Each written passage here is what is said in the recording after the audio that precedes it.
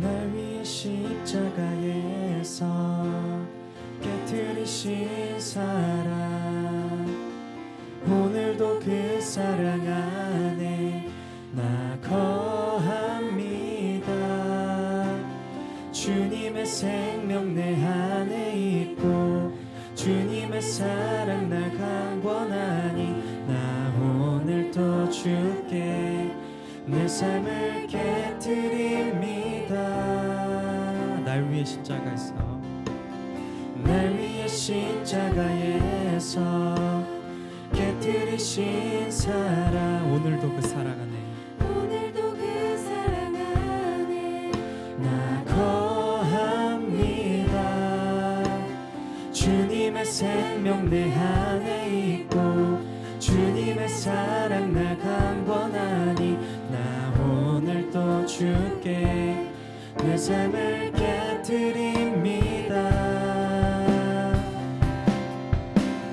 오 주여 내 삶을 깨뜨립니다. 주 머리 위에 붓습니다. 내 모든 삶과 생명을 주님 얻으소서. 오 주여 내 삶을 깨뜨립니다. 주 머리 위에 붓습니다. 주님께라면 아깝지 않습니다. 다시 한번 고백하겠습니다. 날 위해 십자가에서 날 위해 십자가에서 깨뜨리신 사랑, 오늘도 그 사랑 안에 나 거합니다. 주님의 생명 주님의 생명 내 안에 있고 주님의 사랑 날 강권하니 나 오늘도 주께 내 삶을 깨뜨립니다. 오 주여 내 삶을 깨뜨립니다. 주 머리 위에 붓습니다. 내 모든 삶과 생명을 주님 얻으소서. 오 주여 내 삶을 오 주여 내 삶을 깨뜨립니다. 주 머리 위에 붓습니다. 주님께라면 아깝지 않습니다. 오 주여 내 삶을 오 주여 내 삶을 깨뜨립니다. 주 머리 위에 붓습니다. 내 모든 삶과 생명을 주님 얻으소서.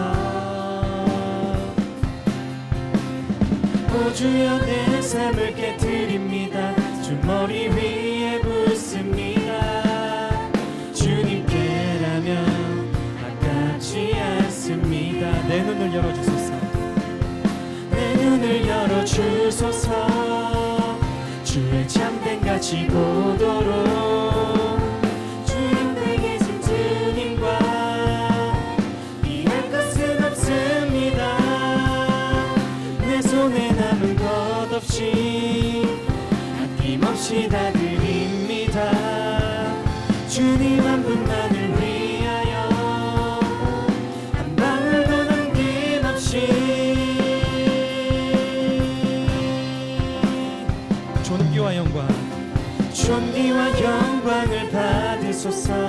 하나님 어린 양 예수 능력과 부활 지혜와 힘을 받으소서. 존귀와 영광을 존귀와 영광을 받으소서. 하나님 어린 양 예수 나라와 권세 영광 모두 주님께 존귀와 영광을 받으소서. 존귀와 영광을 받으소서. 하나님 어린 양 예수 능력과 부활 지혜와 힘을 받으소서. 존귀와 영광을 받으소서. 하나님 어린 양 예수 나라와 권세 영광 모두 주님께. 나라와 권세 나라와 권세 영광 모두 주님께.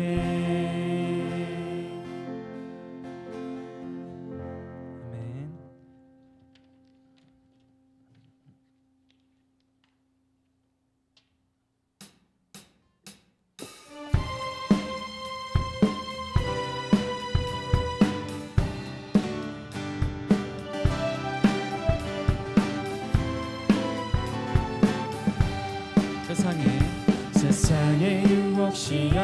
내게 몰려올 때에 나의 힘으론 그것들 모두 이길 수 없네. 거대한 폭풍 가운데 위축된 나의 영혼 어찌할 바를 몰라 헤매이고 있을 때 주를 찬양 손을 들고 찬양 전쟁은 나에게 속한 것 아니니 주를 찬양 손을 들고 찬양 전쟁은 하나님께 속한 것이니 거짓과 속임수로 가득 찬 세상에서 어디로 갈지 몰라 머뭇거리고 있네. 공중의 권세 잡은 자 지금도 우리들을 실패와 절망으로 넘어뜨리려 하네.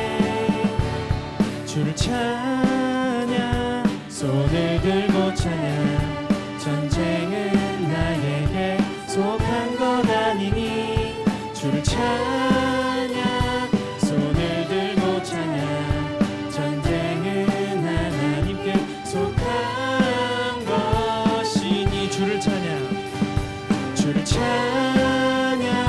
손을 들고 찬양 전쟁은 나에게 속한 것 아니니 주를 찬양 손을 들고 찬양 전쟁은 하나님께 속한 것이니 주위를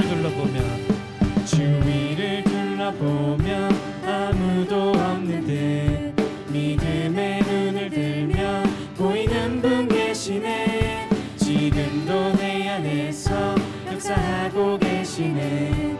사망과 어둠의 새 물리치신 예수님 주를 찬양 손을 들고 찬양 전쟁은 나에게 속한 것 아니니 주를 찬양 손을 들고 찬양 전쟁은 하나님께 속한 것이니 주를 찬양 손을 들고 찬양 전쟁은 나에게 속한 것 아니니 주를 찬양 손을 들고 찬양 전쟁은 하나님께 속한 것이니. 아멘. 세상에 어떤 유혹과 시험이 와도 또 주님만 의지하는 저희 금당저희 교회 성도들 되었으면 좋겠습니다.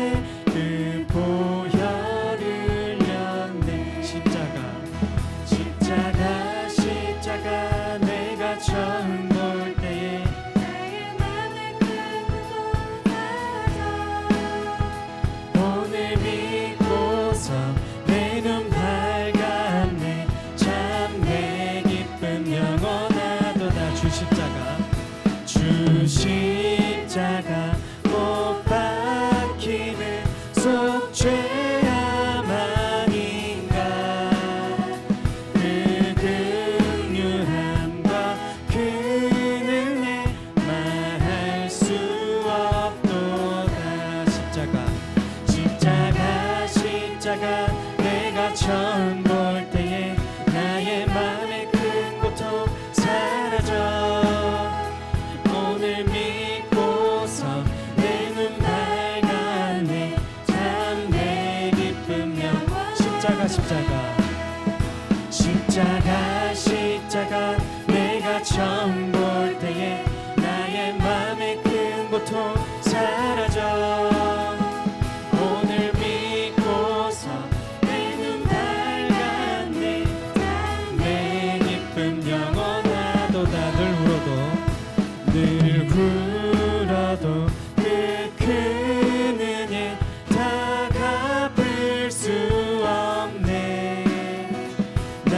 주님께 몸 바쳐서 주의 이름 쓰리. 십자가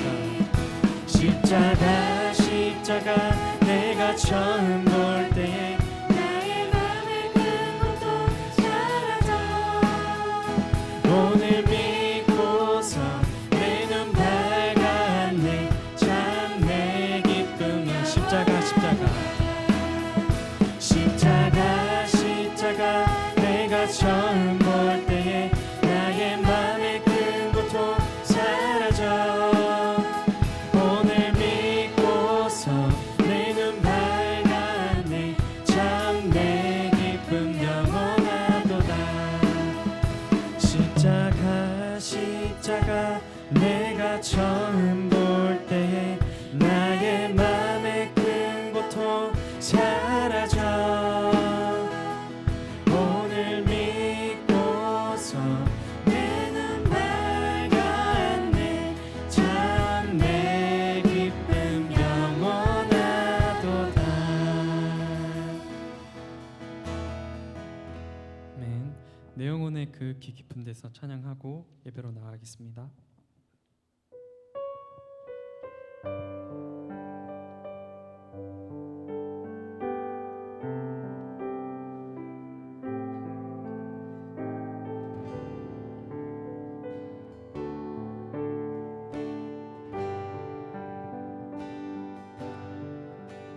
내 영혼이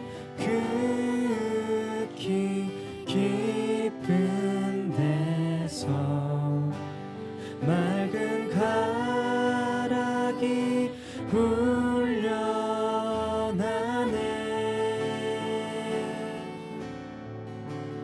하늘 곡조가 언제나 흘러나와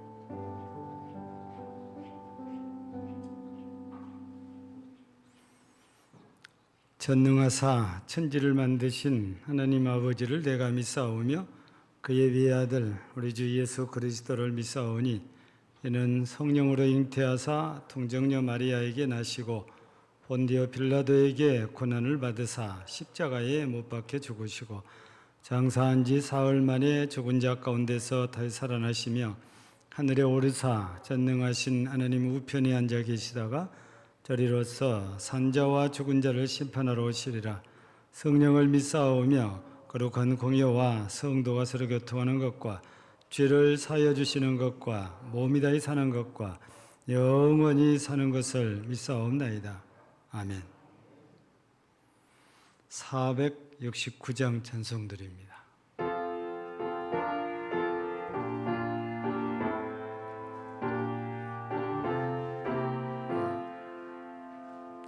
내 주 하나님 주만 따라 가게 하소서.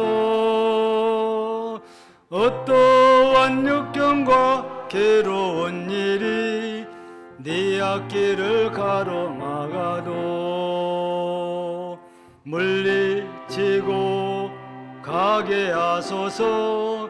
한란풍과 슬픔 모두 이겨내고서 나 언제 나의 길로만 가게 하소서. 내 주 예수님 바른 길을 비춰주소서. 무서운 유혹과 시험이 와서 내 앞길을 거지럽혀도 찬송하며 가게 하소서. 할렐루야 찬송하며 기뻐하면서 나 언제나 이 길로만 가게 하소서. 나의 성령님 순종의 길 인도하소서. 한없이 놀랍고 크신 사랑이 내 앞길을 인도하시니 감사하며 가게 하소서. 최후의 길 승리의 길 주 만나는 길 나 언제나 이 길로만 가게 하소서. 할렐루야. 사랑과 은혜가 풍성하신 하나님 아버지, 주일날 예배를 통하여 은혜 주시고 주일 오후 예배도 허락하여 주시며 복 주실 것을 생각하니 감사합니다. 코로나 바이러스가 온 세계에 만연하고 이 나라에 만연하고 이 지역 이 시간도 많은 감염자가 발생되고 있지만 금당 제일교회 교인 중 감염자 없이 지금까지 지켜보호해 주시고 모든 예배에 허락하심을 감사합니다. 하나님 아버지께서 많은 사랑을 저희에게 베풀어 주셨지만 저희는 불순종의 모습이 많았음을 고백합니다. 주님, 저희가 알고 지은 죄 모르고 지은 죄 주님의 보혈로 깨끗하게 치유하여 주시옵고 바른 예배자로 세워주시옵소서.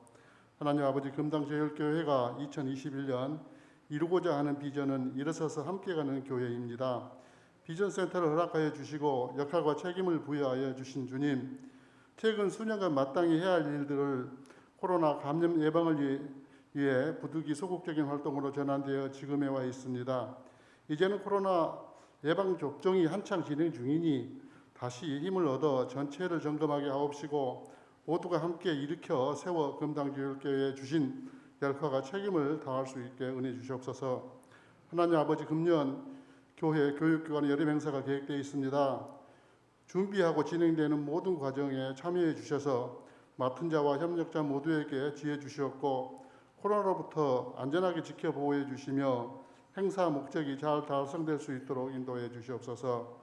교회 구성원 중에 여러 환우들이 있습니다. 그들의 고통과 두려움을 주님 때문에 이겨내게 하시고 면회도 할 수 없는 환우와 그 가족들을 찾아가 주셔서 위로와 격려를 해 주옵시고 치료하는 의사와 간호사께도 특별하신 하나님의 능력을 다해 주셔서 하나님 자녀들의 병든 병의 근원을 찾아 눈으로 확인하고 정확한 치료가 진행되는 가운데 회복되어 하나님을 찬양하며 뛰며 춤추며 영광을 올려드릴 수 있게 축복하여 주시옵소서. 하나님, 오랫동안 세상에 덮은 코로나가 좁은 취업문을 이제는 꽉 막고 있는 형국에 와 있습니다. 청년들이 취업을 준비하고 도전하지만 마치 달걀로 파헤치기입니다. 청년들의 낙심된 마음을 살펴 이로 격려해 주옵시고, 반석을 쳐서 물이 나와 백성들이 마셨던 것처럼 어렵고 힘든 상황이지만 주님의 인도하심과 복주심으로 청년들의 취업의 문을 열어주셔서 그들이 힘을 얻어 당당한 사회인으로 하나님께 영광을 올려드릴 수 있게 하여 주시옵소서.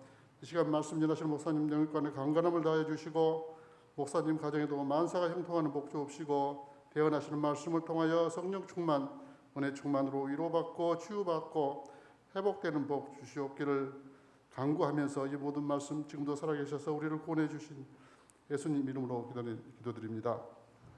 아멘.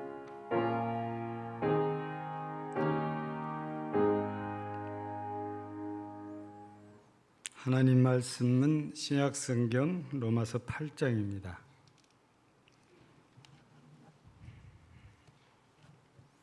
신약성경 로마서 8장 26절부터서 30절까지입니다.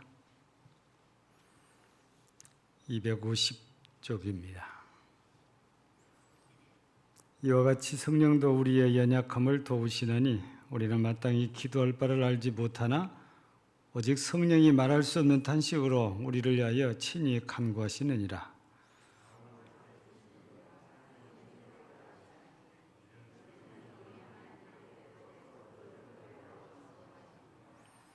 우리가 알거니와 하나님을 사랑하는 자 곧 그의 뜻대로 부르심을 입은 자들에게는 모든 것이 합력하여 선을 이루느니라.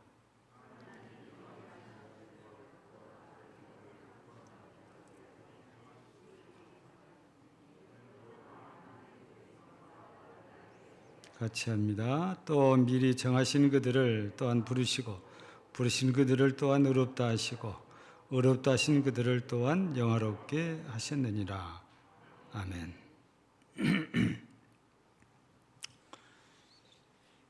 신학적으로는 조금 우리하고 차이가 있기는 하지요. 감리교회가.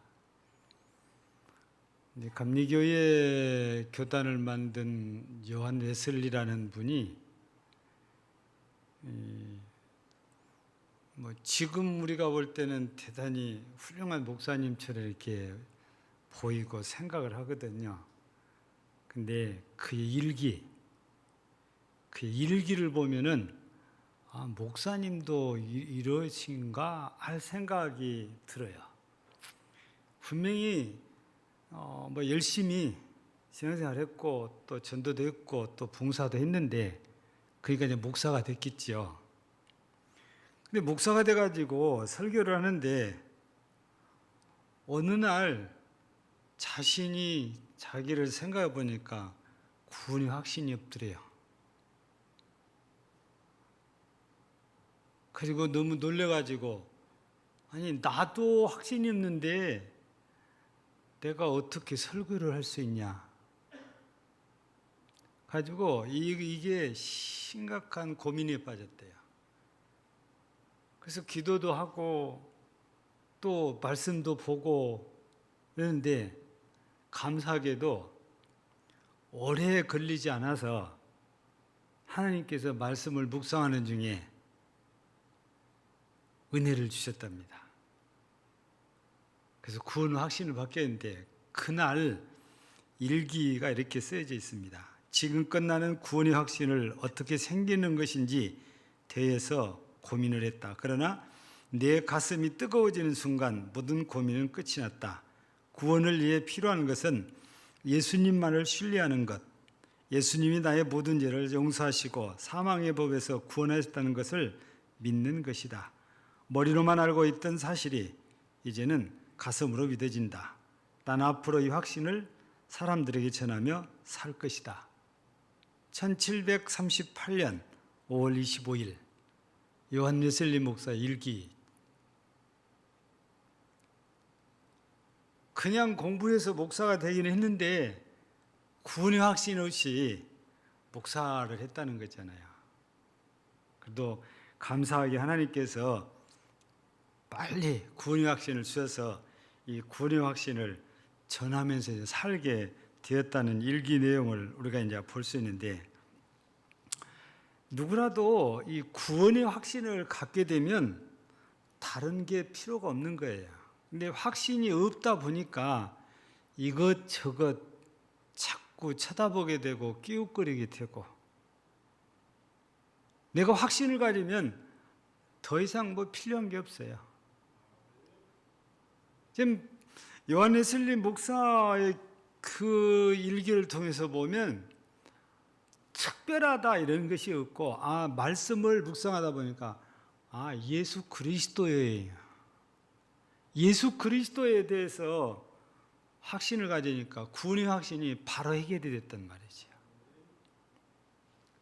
사람들 가운데는 신앙생활 하면서도 예수님께 집중을 하는 것이 아니고 다른 특별한 뭐가 따로 있어서 내가 구원받는다, 그런 생각을 해요. 그 중에 하나가 내가 뭘 해야 된다는 거예요. 그래서 우리 복음서에서도 마태복음에 그러잖아요. 어떤 젊은 청년, 부자 청년이 와가지고 예수님께 물어요. 선생님, 내가 뭘 해야 영생을 얻겠습니까? 아마 이 부자 청년도 자기가 뭔가 해야 구원을 얻는다고 생각을 하는 거예요. 근데 우리 예수님께서는 계명을 지켜라. 이 부자 청년 대답이, 내가 어려서부터 계명을 다 지켰는데 뭐가 부족한 게 또 있습니까?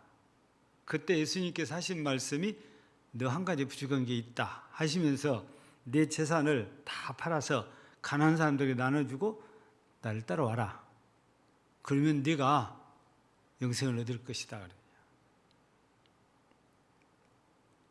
사람들은 내가 특별히 뭘 해야 영생 얻는다, 구원받는다 이런 생각을 하다 보니까 내가 한 일이 없으니까 구원받는 일이 안 되는 거지요. 근데 요한 웨슬리 목사님을 통해서 깨우치신 것은 예수만 제대로 알고 예수만 제대로 믿으면 구원받는다고 말해요. 그 얘기를 지금 해주신 거지요. 하나님께서는 우리의 구원을 위해서 예수님을 이 땅에 보내셨잖아요. 그래서 성경을 보면 아들을 낳으리니 이름을 예수라라. 이는 그가 자기 백성을 그들의 죄에서 구원할 자의 심이니라. 우리 마태복음 1장 21절에 있는 말씀입니다. 예수 그리스도가 우리를 이 땅에 오셔서 구원해 주실 분이고, 그래서 우리는 그리스도다, 그분은 메시아다, 구원자다 이렇게 부르고 있거든요. 근데 그분이 이 땅에 오셔서 내 죄를 몽땅 짊어지시고 십자가에서 나 대신 죽으셨단 말이에요. 이게 믿어진 사람은 확신을 갖는 거다 그 말이죠. 그리고 그거를 믿어야 된다는 것입니다. 이게 안 믿어진 사람은 구원의 확신을 받기가 없지요. 어렵지요. 그래서 오늘은 이 시간에는 우리 이제 이미 구원받은 사람이 되었어요. 우리가 우리 구원받은 우리가 어떻게 살아야 되나, 거기에 대해서 잠깐 말씀을 나누려고 하는 것입니다. 본문 29절 30절을 보면은 하나님이 미리 아신 자들을 또한 그 아들의 형상을 본받게 하기 위하여 미리 정하셨으니 이는 그로 많은 형제 중에서 맏아들이 되게 하려 하심이니라.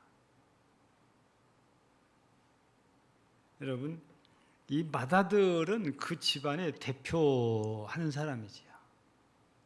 그래서 우리나라도 장남에 대한 부모들의 생각이 좀 특별해요. 작은 아들보다 큰 아들에 대해서는 생각이 특별합니다. 그리고 주위의 어른들도 대해줄 때 좀 다르게 대해줍니다. 예우를 해준다고 말이에요. 왜냐하면 그 집안의 장손이니까. 우리나라도 그런 문화가 있잖아요. 그런데 이스라엘 같은 경우도 장자에 대해서는 조금 차자나 셋째 아들에 비해서 다르게 대하는 거잖아요. 하나님께서 이 이스라엘 민족을 허락하셨을 때에 우리가 성경을 보면 이제 12지파가 만들어지고 야곱을 통해서, 그런데 그 12지파가 만들어질 때도 누가 장자냐 했을 때 우리 혈통적으로 보면 르벤이잖아요. 근데 우리가 성경을 보면 르벤이 장자의 자리를 차지하지 못하잖아요. 예. 육신적으로는 신학자들이 말이 그래요. 육신적으로 장자는 요셉이 그 역할을 했다고 그래요. 영적으로는 유다가 그 역할을 했다고 그래요. 그래서 그리스도가 유다의 후손으로, 즉 예수님이 유다의 후손으로 이 땅에 오신 거지요.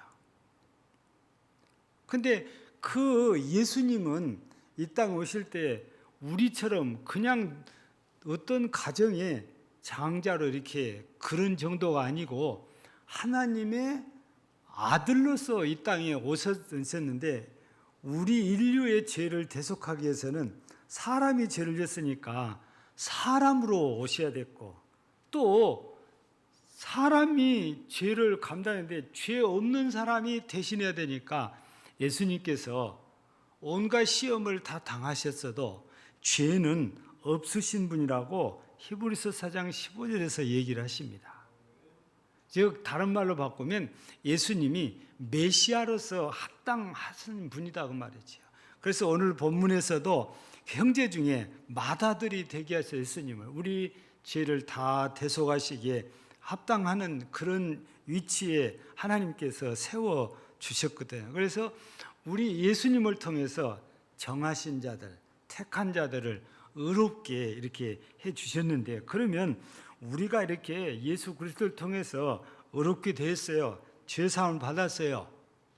구원함을 받았다고 말입니다. 그 우리가 구원받은 자로서 어떻게 살아야 할까? 우리는 세상을 살면서 애출할 때 제일 신경 쓴 게 뭡니까? 내가 밖에를 나와야 돼요. 뭘 신경을 많이 쓰죠? 옷입니다. 옷. 우리 구원받은 사람들은 옷을 잘 입어야 된대요. 그러니까 또 오해하실지 몰라요. 이 옷을 지금 말하는 거 아닙니다. 성경에서 말하는 우리 그리스도인들이 입어야 될 옷은 로마서 13장 14절에서 볼 때 오직 주 예수 그리스도로 옷 입고 그랬습니다. 우리 구원받는 사람들은 예수 그리스도로 옷 입어야 된다 그 말이에요. 우리 세상적으로 좋은 옷, 비싼 옷, 멋있는 옷 이게 아니고 예수로 옷 입어야 구원받은 사람이 제대로 된 사람. 그래야 누가 봤을 때 내가 예수 믿는 사람이고, 내가 예수 믿고 구원받은 사람이고, 내가 하나님을 믿는 사람이라는 것이 보여집니다. 우리가 이런 말 쓰잖아요. 답게라는 말. 우리 그리스도인답게 산다는 것이 구원받은 사람답게 사는 거예요. 구원받은 사람답게 산다는 것은 그리스도로 옷 입은 사람입니다.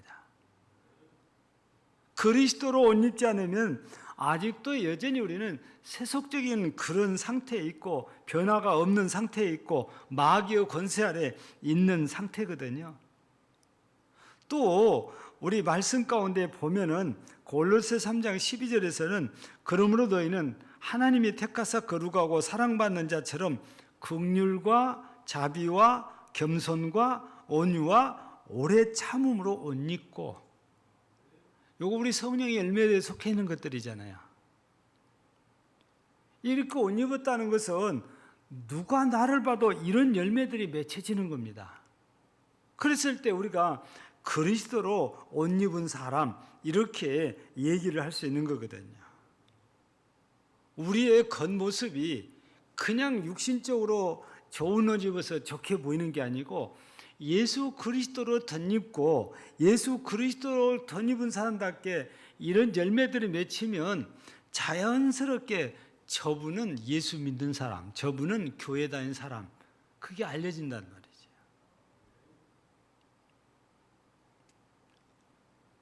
제 이야기를 해서 죄송합니다. 제가 전혀 모르는 분이에요.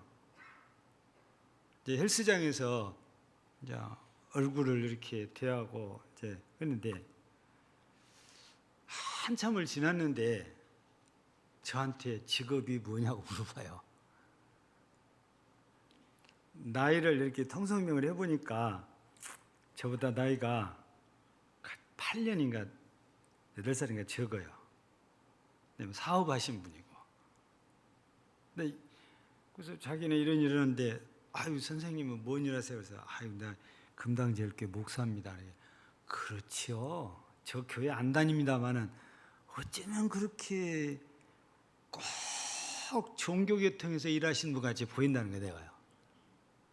근데 한편으로는 고맙기도 하고 한편으로는 미안하기도 하고 내가 저분한테 그렇게 덕을 끼치는 것도 없었는데 어떻게 나를 좋게 봐주셨는지. 저는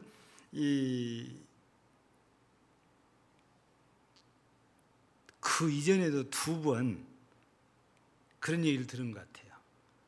맨 처음에는 제가 고등학생이에요.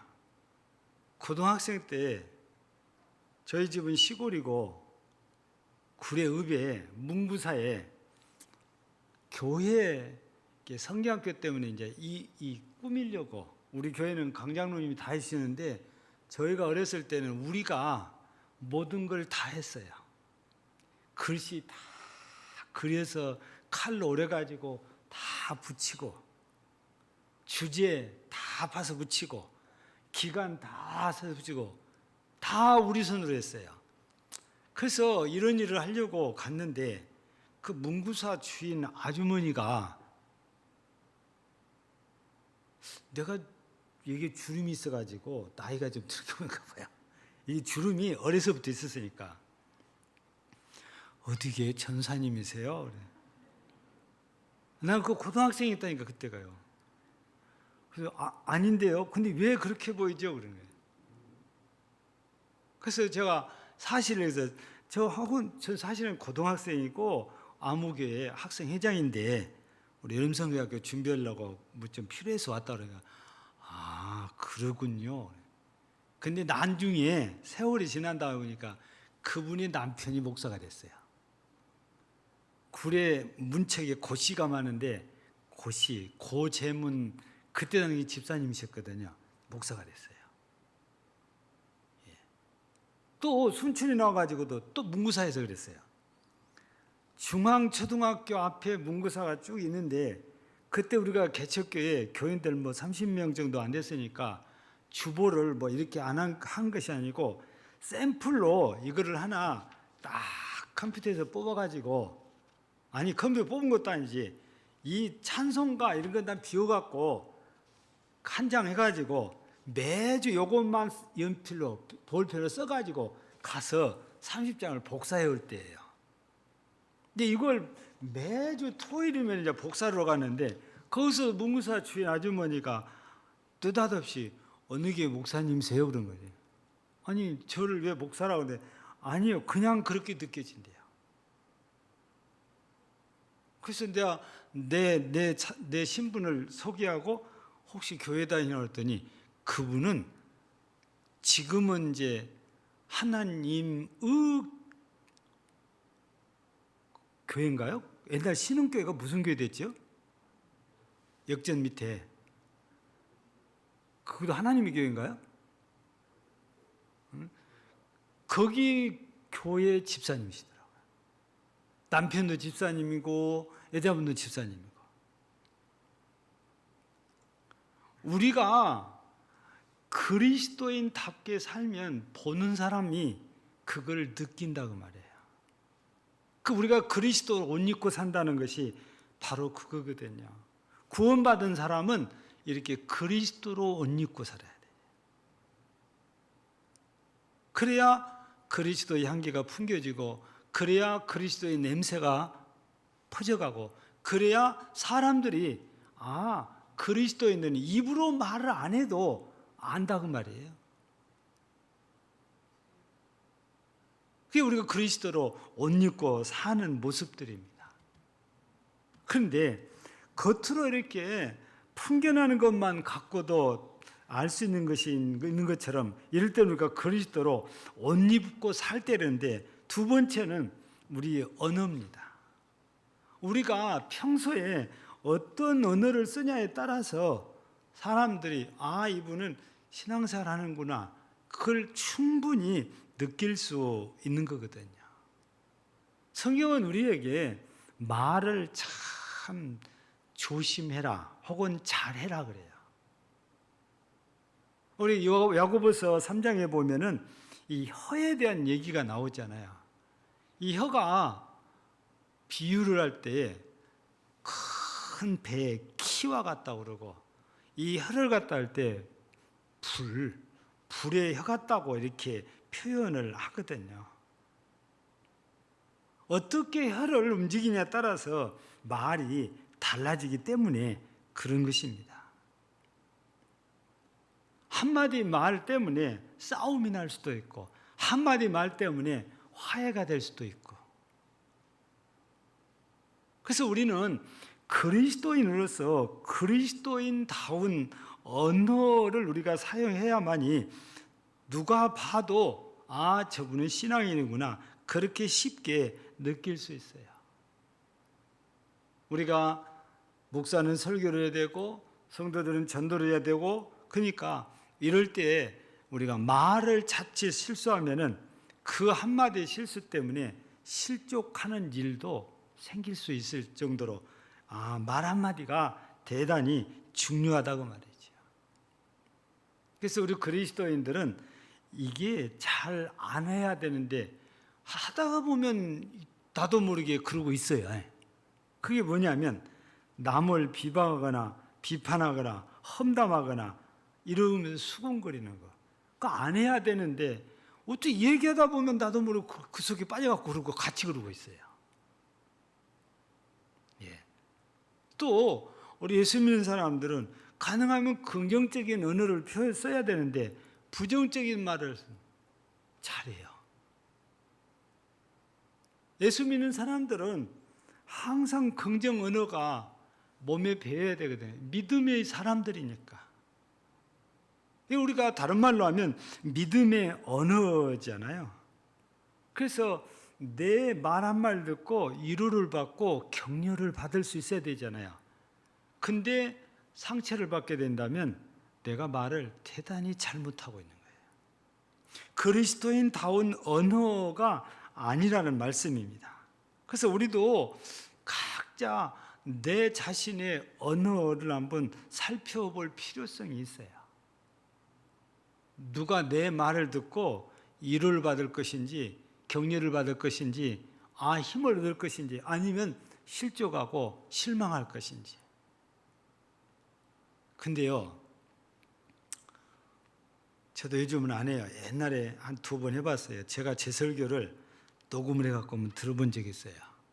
왜 그랬냐면 집사람이 하도 잔소리를 해가지고 제가 스트레스를 많이 받았어요. 그래서 도대체 내가 얼마나 실수를 많이 하길래 그렇게 말을 하나, 그래서 진짜로 내가 들어보니까 장관이에요.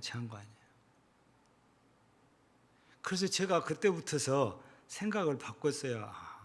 우리 성도들이 정말 좋은 분들이구나. 이런 설교를 듣고 앉아있다는 거 대단히 존경스럽다. 이런 생각을 하게 됐어요.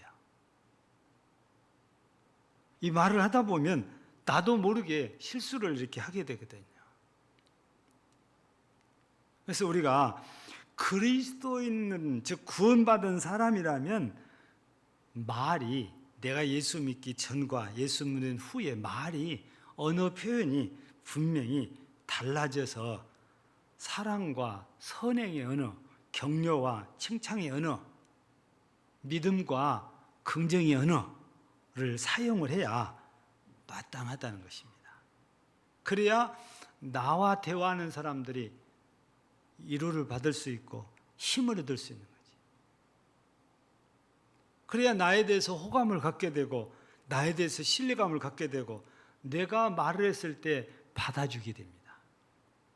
근데 평소에 이런 게 안 되면 내가 옳은 말을 해도 별 관심이 없어져 버리지. 또 우리 예수 믿고 구원받은 사람들은 예수 믿기 이전과 달라져야 될 것이 관심사입니다. 우리 예수 믿기 전에는 오직 돈 벌어서 내 가족들과 잘 사는 거예요. 일반적으로 다 그런 생각입니다. 근데 내가 예수를 알고 구원받은 이후부터는 그런 관심이 바뀌어져야 돼요. 여러분들이 잘 아는 삭케 한번 보세요. 예수님 만나기 전에는 오직 돈밖에 모르는 사람이에요. 근데 예수님을 만나고 나서 그 사람 생각이 바뀐 증거가 뭡니까? 예수님이 아무 말씀도 안 하셨는데 자기 재산을 팔아가지고 반은 가난한 사람 나눠준대요. 그 만약에 남의 누가 토색한 일 있으면 내가 4배로 갚아주겠다는 거예요. 여러분, 이 사람이 예수님 만나기 전에 어떻게라도 돈 모으려고 애를 쓴 사람인데, 아니 예수님을 만나고 나왔는데 예수님이 한 말도 안 하셨어요. 돈 나누더라 그 말 안 했어요. 부자 청년에게처럼 그런 말씀 안 하셨다고 말입니다. 그런데 이렇게 가치관이 달라지고 관심사가 달라져요. 우리 예수 믿는 사람들은 관심부터가 이렇게 달라져야 돼요. 여러분, 베드로도 마찬가지예요. 베드로가 하는 일이 고기 잡아서 먹고 산 사람이니까 오로지 관심이 오늘도 고기 많이 잡아야지. 그래야 가족이 먹고 사니까. 근데 하루는 밤새도록 그물질에도 고기를 못 잡았어요. 아침이 되니까 가에 나와서 그물을 손질하고 있는데 예수님께서 오셔가지고 배를 좀 띄워라 하고 타신단 말이에요. 그래서 배를 띄우고 예수님 말씀을 잘 가르치시고 나더니 베드로에게 뭐라고 합니까? 베드로야, 너 깊은 데로 가서 그물을 한번 내려봐라 하는 거지. 근데 베드로가 예수님 말씀대로 순종해서 그물을 내렸다가 건져보니까 너무 많이 잡힌 거예요. 2배에 채울 만큼 잡혔어요.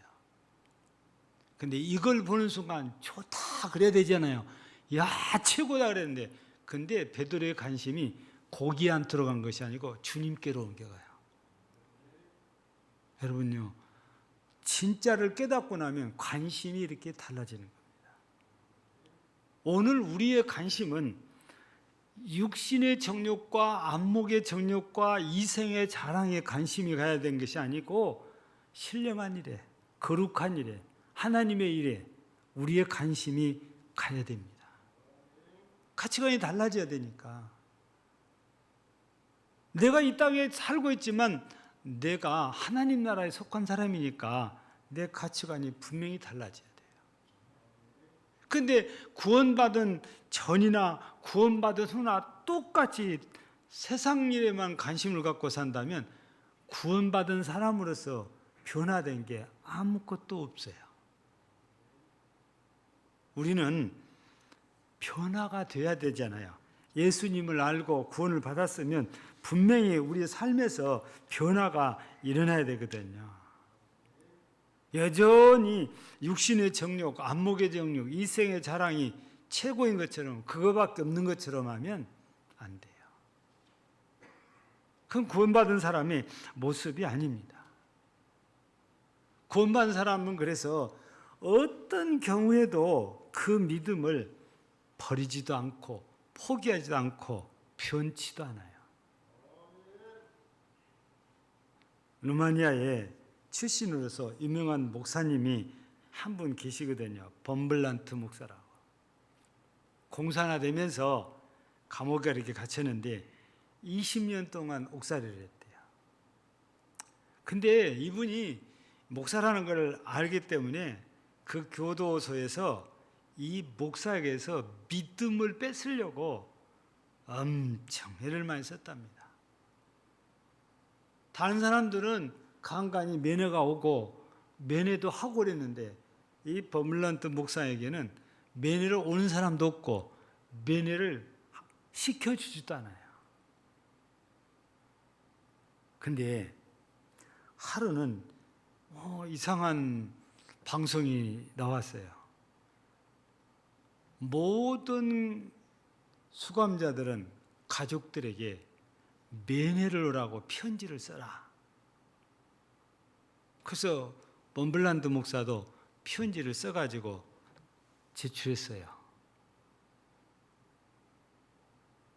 얼마 있으니까 차례차례 부릅니다. 아무개 수용번호 몇 번 이렇게 불러요. 면회. 그러면 지정된 번호에 가서 가족들을 면회한단 말이에요. 근데 전부 다 수용자들을 부르는데도 자기는 안 불러요.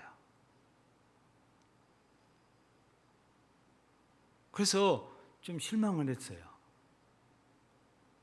근데 물란트 목사가 있는 방에 스피커에서 뭐라고 방송이 나면 하나님은 죽었다.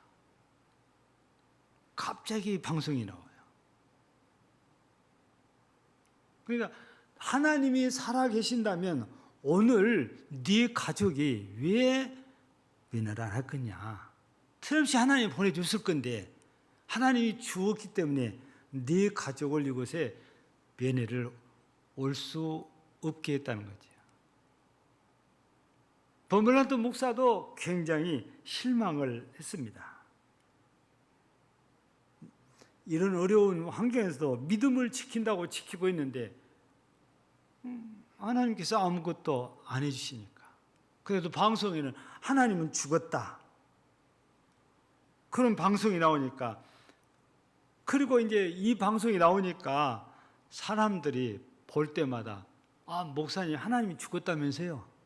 놀리기 시작을 합니다. 그래서 범블란트 목사도 한순간 하나님을 원망하고 불평을 할 뻔해요. 근데 무슨 생각이 딱 떠오르냐면 예수님께서 십자가에 못 박아 죽고 장사가 됐어요. 근데 안식 후 첫날 여자들이 이 무덤을 찾아오잖아요. 갑자기 그 생각이 딱 떠올랐대요. 예수님이 죽었는데도 이 여자들은 무덤을 찾아와서 예수님을 기다린단 말이에요. 그래서 범블란트 목사도 하나님이 저 사람들이 죽었다고 그래도 아니야. 이 여인들을 보니까 예수님이 부활했잖아. 결국에요. 아니야. 하나님은 틀림없이 살아계셔요. 이 믿음을 지킬 수가 있었다고 그래요. 그래서 결국 세월이 지나서 범블란트 목사가 풀려나고 이런 얘기들을 전해줘서 이 세상에 이런 얘기들이 이제 알려지게 되었거든요. 여러분, 우리 가장 절망스러운 상태가 되면 가치관이 변동이 올 수가 있어요. 내가 굳이 이렇게 살아야 되냐? 어렵고 힘들면 그럴 수 있어요. 근데요, 우리 생각하고 달라요. 사람들의 말하고 달라요. 하나님은 우리 사람이 생각한 것처럼 하나님 죽었다 그러면 죽고 살았다 하면 살고, 하나님은 그런 분이 아니잖아요. 전능자로서 언제나 하나님께서는 살아계시고 우리의 형편가치를 다 알고 계시거든요. 그러니 우리 하나님으로 말미암아 구원받았다면 우리의 가치관의 중심에는 항상 하나님이 계셔야 됩니다. 내가 추구하는 모든 가치관이 하나님께 영광이 되어야 됩니다. 그래서 구원받은 사람은 가치관이 예수 믿기 전과 예수 믿은 후가 분명히 이렇게 달라져야 마땅하다는 것입니다. 이 가치관이 달라지면 우리가 예수 믿기 전에는 똑같은 일을 당했을 때에 절망했을 일도 절망하지 않아요. 가치관이 달라지면. 생각이 완전히 다르거든요. 사람들은 돈 없으면 죽는다는데 가치관이 달라져요. 돈 없어도 예수만 있으면 나는 살아. 이 가치관이 바뀌면은 내가 사업을 하다가 어려움을 당했다고 그래서 나 이제 끝이야, 이런 생각 안 한다고 말이에요. 누가 계신데요? 주님이 계신데 내 곁에. 우리 구원받는 사람들은 우리가 이 땅에 살고 있지만 그래서 가치관이 분명히 달라져야만 됩니다. 그래야 진짜 구원받은 사람으로 살아갈 수 있고 하나님께 영광이 되어지고 사람들에게도 달리 보여지는 것이지요. 오늘 우리가 본문 말씀을 통해서 보면 성령께서 우리를 위해서 기도를 해주신다고 그러잖아요. 우리가 구원받은 자로 살 수 있도록 하기 위해서. 우리도 그래서 기도해야 됩니다. 하나님, 나를 이렇게 예수 그리스도를 통해서 구원하셨는데 내가 구원받은 자로서 하나님의 마음에 합당하게 내가 살 수 있게 해달라고 늘 끊임없이 항상 날마다 기도해야 된다고 합니다. 기도하지 않고 이런 삶이 저절로 사라지는 건 아니에요. 내 기도해야 되고 하나님의 성령이 내게 역사하셔서 나를 붙들고 나를 도와주셔야 그 삶이 되어지는 거지요. 내 힘으로가 아니라 하나님께서 주시는 은혜, 성령의 도우심으로 가능한 일들입니다. 오늘 이 시간에도 우리 모두가 구원받은 사람으로서 이렇게 예수 그리스도로 옷 입고 언어 생활이 달라지고 가치관이 달라져서 항상 하나님의 마음에 합당한 그런 구원받은 사람으로서 살고 하나님께 영광이 되는 성도로 사라지기를 주의 이름으로 축복합니다. 하나님 아버지, 감사합니다. 우리 모두 구원받았다고 믿고 있습니다. 그러나 구원받은 자로서 과연 내 모습이 합당한지 우리 자신을 한번 돌아볼 때 내가 생각해도 아닌 부분들이 보일 수도 있을 것입니다. 오늘 구원받은 사람은 예수로 옷 입고 살아야 된다고 하십니다. 구원받은 사람들은 믿음의 언어, 긍정의 언어 사용해야 된다고 합니다. 다른 사람들에게 위로와 격려가 되고 힘이 되는 언어를 사용해야 된다고 합니다. 뿐만 아니라 구원받는 사람은 이제 이 땅의 가치관으로 사는 게 아닙니다. 하나님의 나라의 가치관으로 사는 것입니다. 곧 우리의 가치관이 달라져야 된다는 것인데 과연 내 가치관이 달라졌는지 하나님께서 깨우쳐 주셔서 우리 모든 성도들이 이제 구원받은 자답게 살아서 하나님께 큰 영광이 되게 하여 주시옵소서. 예수님 이름으로 기도하옵나이다. 아멘. 찬송 545장 드립니다.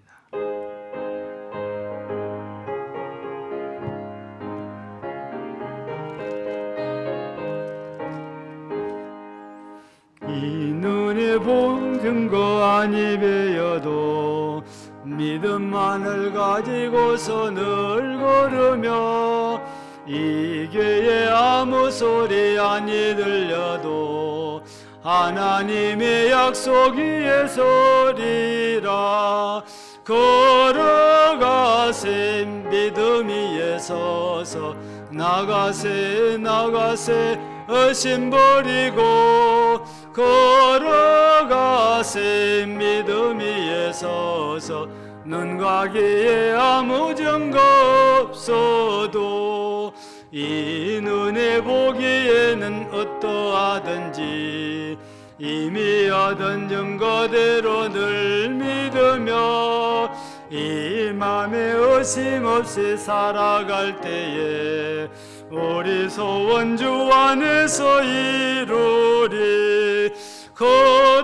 걸어가세 믿음 위에 서서 나가세 의심 버리고 걸어가세 믿음 위에 서서 눈과 귀에 아무 증거 없어도 주님의 거룩함을 두고 맹세한 주 하나님 아버지는 참 예쁘다. 그 귀한 모든 약속 믿는 자에게 능치 못할 무슨 일이 있을까. 걸어가세 믿음 위에 서서 나가세 의심 버리고 걸어가세 믿음 위에 서서 눈 가기에 아무 증거 없어도.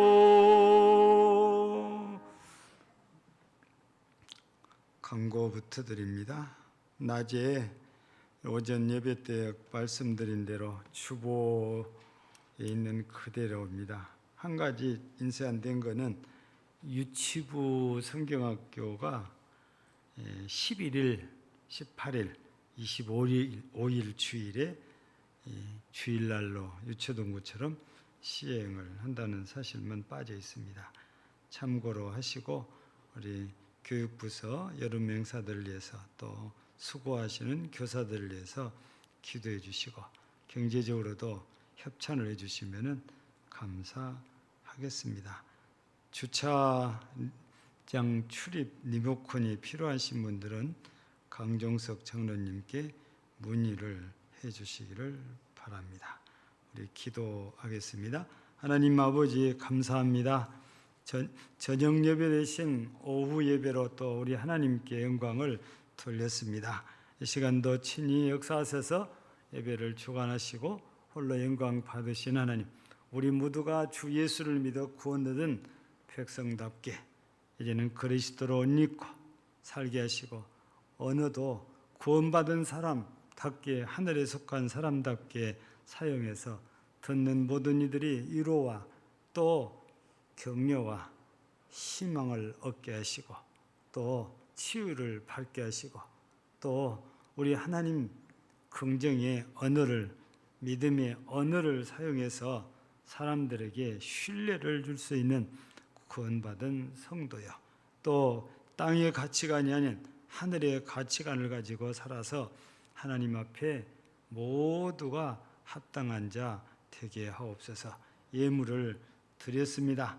오늘도 감사하며 예물 드리는 귀한 손길을 기억하시고 그 가정에 은혜를 써서 온 가족들이 주 예수 그리스도를 믿어 구원받는 복된 가정이 되도록 하시고 영과 육이 항상 건강하도록 하나님께서 건강의 은혜도 허락해 주시기를 간절히 기도합니다. 여름 행사를 위해서 물질로 협찬하는 집사님 가정 위에 또한 은혜 주시고 영광을 받으시옵소서. 오늘도 이 나라 이 땅 이 민족 이정자 되시고 교회가 섬기는 미자리 교회들과 사역자들의 가정에 은혜 주시고 또 선교사들과 선교지에도 큰 은혜 주시고 질곡 가운데 있는 성도들에게 또 성도들의 가족들에게 주여 은혜를 베풀어 주시옵소서. 오늘 또 우리 하나님께만 감사드리고 영광을 돌립니다. 수고를 아끼지 않는 우리 모든 섬김의 손길들을 하나님께서 복 주실 줄을 믿고 예수님 거룩하신 이름으로 기도하옵나이다. 아멘. 이제는 우리 구주 예수 그리스도의 은혜와 하나님 우리 아버지의 사랑하심과 성령의 감동 감화이로 교통 충만케 하시는 은사가 구원받은 자답게 살아 하나님께 영광이요 사람들에게 덕을 끼치며 살기를 소망하는 모든 심령들 위해 영원토록 함께 있을지어다. 아멘.